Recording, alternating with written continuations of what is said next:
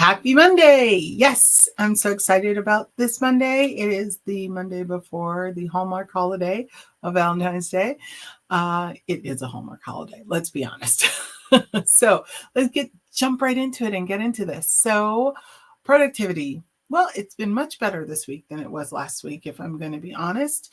Um, Calendaring is very effective for me, and also being able to um, pull that calendar together the night before reviewing the calendar has also been very effective. So those are two things that have worked really well, and I'm excited about doing those two things.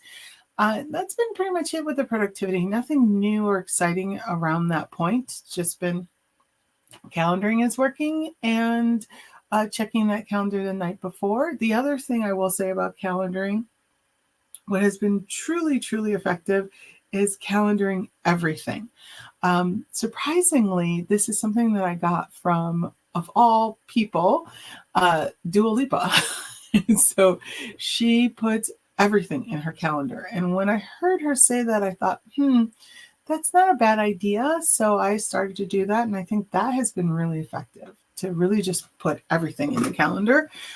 It allows you to be able to see exactly what you need to do and time out things and really pay attention to the amount of time that you're doing things. So for the rest of this week, I'm going to continue to do that, and I'll keep you posted on how that is going. With that, instead of taking a question today, what I'd like to do is actually talk about something that keeps coming up. Last week, I think 6 different people had conversations with me around psychological safety. They didn't necessarily call it psychological safety. Their questions were, or their comments were, some people it was comments, some people it was questions, and some people it was just conversation, really stemmed in the realm of psychological safety.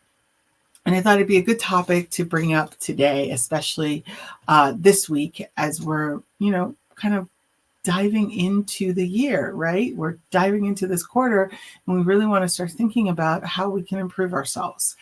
And so with that, I think the conversation around psychological safety has been more around the collective, meaning the companies that we work for, the teams that we're on, as opposed to individuals. And that's really where it needs to begin. You can work for an organization that you feel safe around certain members of your leadership team, and you don't feel safe around others. And so before we dive into what that specifically means, let's talk about what psychological safety truly is when we look at it on an individual level, a little bit more tactical. It is the ability to be candid with someone and not fear repercussions. That is psychological safety. So think about your relationships with people. Are there people that you can be candid with, and you know that they're not going to blow up on you, or you're not going to lose your job, or they're not going to seek revenge against you? Those people you're safe with. You can say to them, this is what I think, this is what I feel, this is how I experience what you did or what you said, that you know that that's not going to be received poorly. When you don't have psychological safety, you can't do those things. And so when we think about it on an individual level, you might have someone on your team that you feel completely comfortable and safe having candid conversations with. And then you might have someone that you really struggle with those conversations, and you begin to second guess yourself, you begin to worry, you rewrite and write emails over and over again because you don't know how they're going to react. And it's not just not knowing how they're going to react, but you know that they're going to react negatively. And so you don't know how they're going to react from this email.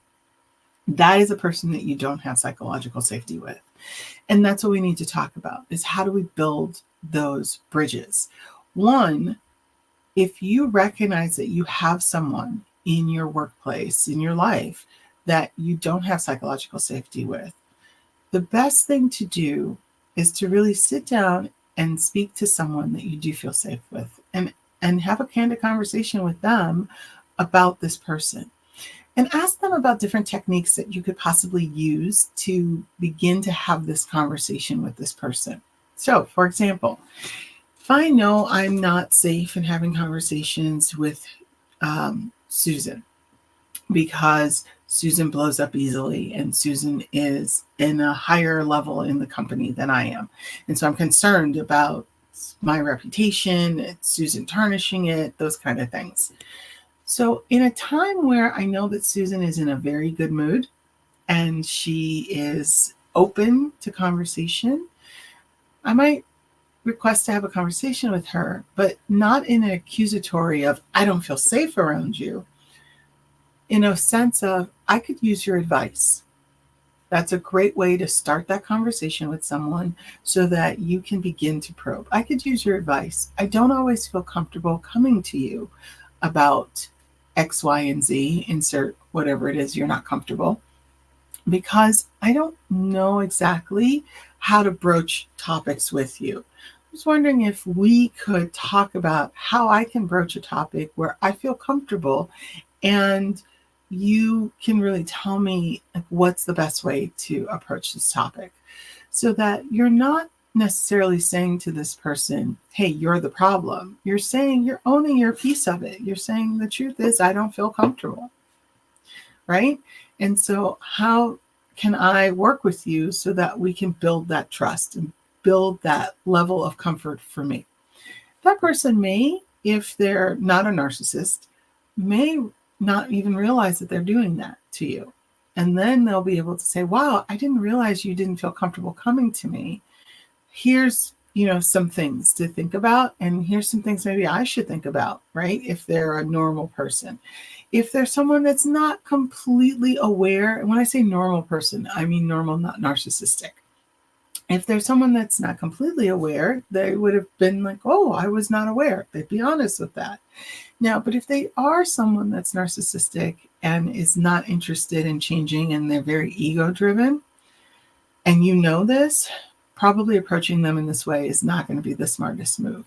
And so it might be a different approach that you'll need to take with them, which is really around when you're thinking about approaching them, documenting the things that you are talking to them about so that you are aware that they are, talking to you about these things, and you're aware that you have some documentation, like you're creating that situation where you have documentation so that you can come back and fall on that.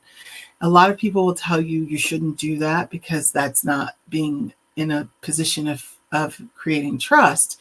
The truth is, if you don't feel that trust, you're already in a position of not creating trust. So documenting conversations and emailing them the conversation that you've just had with them in the vein of, I just want to be clear, here's the conversation we just had, and here's how I perceive the conversation.